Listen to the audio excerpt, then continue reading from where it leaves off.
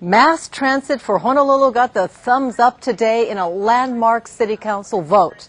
But getting to the finish line on this multi-billion-dollar decision was not easy.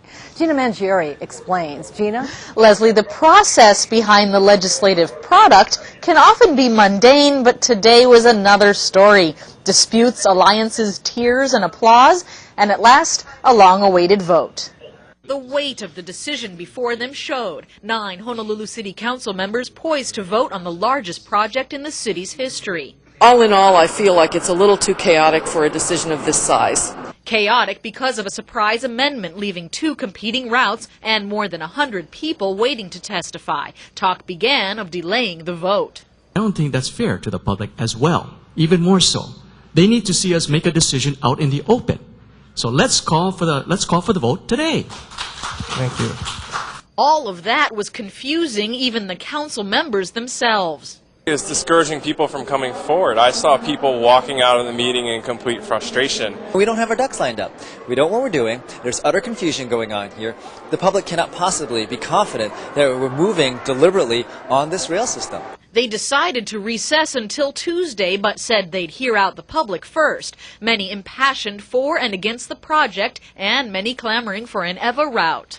You don't give us bird feed and expect to be full on steak, you know what I'm saying? Now, the original plan for this wasn't for Salt Lake, was for the west side to come into town without traffic. With testimony over, another twist. One amendment almost tearfully withdrawn, and the other back up for a vote. I do not believe that we are in any way rushing to this decision. We have been looking at this for over a year and a half. And then, roll call.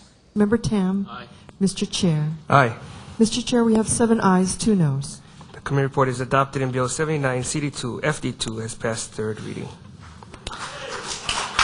Councilmember Kobayashi. We're not going to rest on our laurels. Obviously, there are many more steps to go. And as Robert Frost has said, I have many miles to go before I sleep. But this is an excellent first step.